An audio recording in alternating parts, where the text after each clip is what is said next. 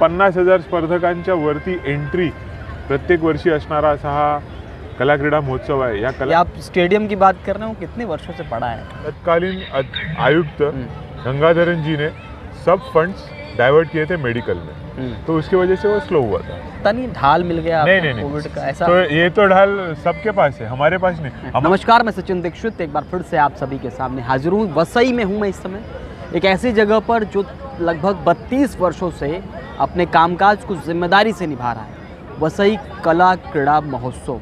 इस महोत्सव में हज़ारों लोग अपनी अपनी किस्मत आजमाते हैं, अपनी प्रतिभा को दिखाते हैं, अपनी प्रतिभा को एक पंख देते हैं, एक मंजिल उनको मिलती है। उनको लगता है कि यहाँ से अगर हम उठेंगे तो आगे बढ़ सकते हैं। ऐसे कला क्रीड़ा महोत्सव में बहुत तरह के विविध प्रकार के अलग अलग स्टॉल्स लगते हैं, यहाँ पर अलग अलग प्रदर्शन होते हैं। इसके अलावा बच्चे, खासकर युवा, अपनी अपनी प्रतिभा को यहाँ दिखाते हैं तमाम खेलों के माध्यम से।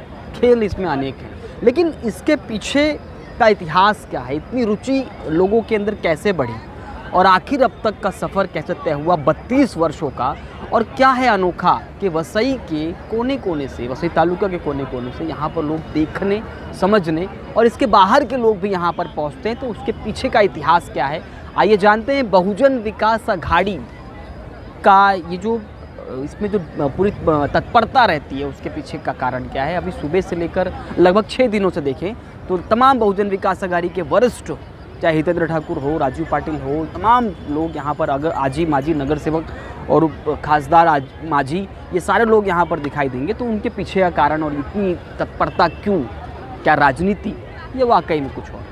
हार्दिक जी नमस्कार। नमस्कार सचिन जी, तुमचं आज आम्ही स्वागत करतोय आमच्या कला क्रीडा महोत्सवामध्ये। अच्छा, ये आखरी वाला जब राजनीति पर तो मुस्कुराए क्यों आप? एक तुमच्या कॅमेरामॅनला सांगतो, वरती एक ज्योत आमची जी कला क्रीडाची आहे ती जळते आहे सबसे ऊपर। तर ती ज्योत आहे जी 1990 साली कला क्रीडा महोत्सव जो चालू झाला, प्रत्येक वर्षी 26 डिसेंबरला ही ज्योत विरार येथून स्वातंत्र्यवीर सावरकर यांच्या पुतळ्यापासून निघते आणि वसईला ती येऊन 26 तारखेला ह्या ज्योतीचं आपण प्रज्वलन करतो। 31 तारखेला ही ज्योत शमवली जाते आणि परत पुढच्या वर्षी ही ज्योत आली जाते, बनवली जाते आणि ह्या कला क्रीडा महोत्सवाचं आपण दरवर्षी तेवढ्याच मोठ्या प्रमाणामध्ये आपण इथे तो साजरा करतो। तुम्ही सांगितलं की कला क्रीडा महोत्सवामागे नक्की तुमचं काय उद्देश्य काय? तर कला क्रीडा महोत्सवामागे एकच साधं उद्देश आहे, तालुक्यातल्या आपल्या विभागातल्या स्पर्धकांना स्टेज मिळणं। तुमच्यासमोर उभा असलेला हा एक सर्वसामान्य कार्यकर्ता 1990 ते 2000 सालापर्यंत मी सुद्धा स्पर्धक होतो। वेगवेगळ्या स्पर्धा, कथाकथन स्पर्धा, वक्तृत्व स्पर्धा, नाटक असेल, मायमिंग असेल, ह्या कबड्डीच्या ग्राउंडवर मी सुद्धा खेळलेलो आहे। म्हणजे तालुक्यातला एक असा विद्यार्थी किंवा एक अशी शाळा दाखवा की ह्या स्पर्धेमध्ये ती भाग घेत नाही।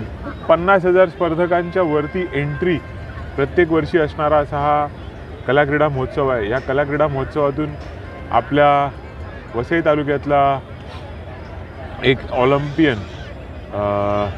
ऑलिम्पियनसुद्धा आपल्या या कला क्रीडा महोत्सवातून गेलेले आहेत। त्यांचं नाव वसईचेच आहेत आपले ऑलिम्पियन।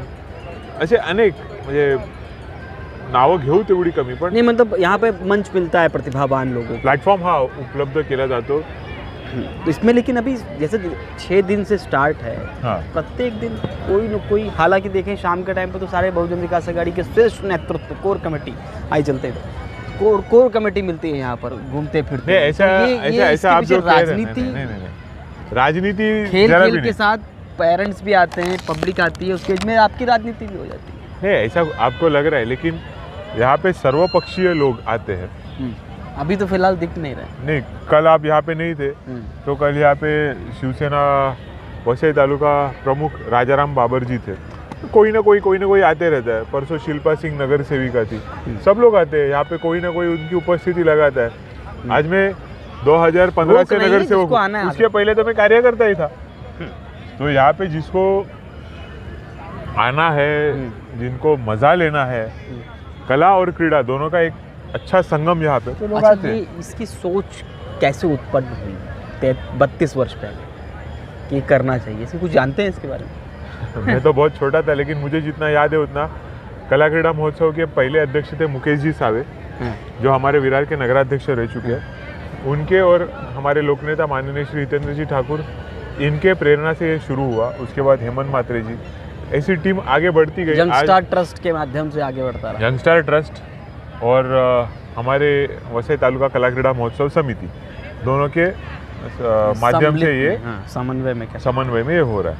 अच्छा, इसके आगे क्या, इसमें जिस तरह से इस बार क्या अलग था, क्या आपको रुचिपूर्ण लगा कि इस बार कोविड के कार्यकाल के बाद में होना निश्चित हुआ इस तरह से भव्य तरीके से, तो उसमें क्या अलग था और इस बार क्या संदेश देखो, इस बार बॉक्सिंग की स्पर्धा भी शुरू हुई।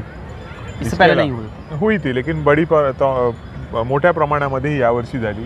तसंच अनेक वेगवेगळे उपक्रम आपल्याकडे दरवर्षी नवीन नवीन उपक्रम चालू होत असतात।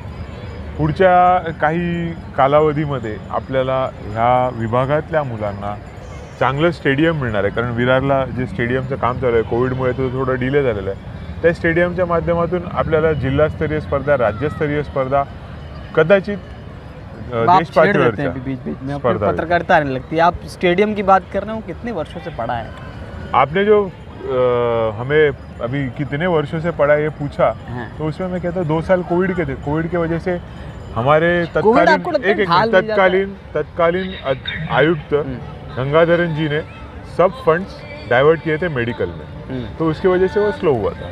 अच्छा, वो कहीं लगता नहीं ढाल मिल गया नहीं कोविड का ऐसा? तो ये तो ढाल सबके पास है, हमारे पास नहीं। हमारा इलेक्शन भी नहीं हुआ है, हमारी बॉडी भी नहीं चुन के आई है, तो वो सबसे बड़ी ढाल राज्य शासन लेके बैठी हुई है, हमने लेके बैठे हुए हैं। चलिए, राज्य शासन भी आप लोगों के समर्थन से तैयार है, लेकिन ठीक है, फिलहाल इस कोविड के बाद में ये जो कड़ा क्रम होता है, तो माने कि हम अगली बार स्टेडियम में होगा? नहीं, स्टेडियम में नहीं होगा। हमने कहा वसई का तालुका कला क्रीड़ा महोत्सव वसई में होगा। वो स्टेडियम में हमें राष्ट्रीय लेवल की स्पर्धा देखने मिल सकती है। तालुका वसई है, लेकिन ये पहले से तय है कि ये वसई तालुका कला क्रीड़ा महोत्सव वसई के चिमाजी अप्पा ग्राउंड में होगा। स्टेडियम में पिछले साल हो सकता है कि हमें अच्छी प्रतिस्पर्धाएं देखने को मिलें। जरूर प्रैक्टिस करने मिलेगी यहाँ के बच्चों को, और वो जो प्रैक्टिस की वजह से अपने यहाँ के बच्चों को इंटरनेशनल लेवल का एक प्लेटफॉर्म मिलेगा।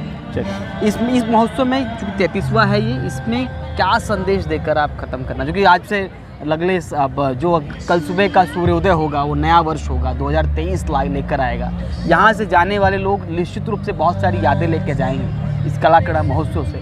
एक हिस्सा होता है कि भावुकता का भी है, और एक लगता है कि हमने जो 22 में नहीं कमाया, जो गवाया है, जो पाया, उसको आगे बढ़ाते रहे। तो क्या कुछ संदेश और क्या कुछ है? 2022 और 20 के बाद आए हुए 2 साल, जिसमें जीवन अपना जो रुका हुआ था 2020-21 में, वो पूर्ववत होने लगा है। और ये कला क्रीड़ा महोत्सव और मैराथन में मैंने देखा कि लोगों ने अपना जीवन पुनश्च अपने जो पुराना जो तरीका था उसमें जीने को शुरुआत की है। तो लोग खुल के जी रहे, और ऐसे खुल के जियो, आगे बढ़ो, परिस्थिति का सामना करो, और एक खिलाड़ी वृत्ति से मैं कहूँगा हर एक दिन कुछ ना कुछ अच्छी चीज़ दे के जाता है, नहीं तो सिखा के जाता है। तो हर दिन का सामना अच्छे मन से कीजिए और आगे बढ़ते रहिए।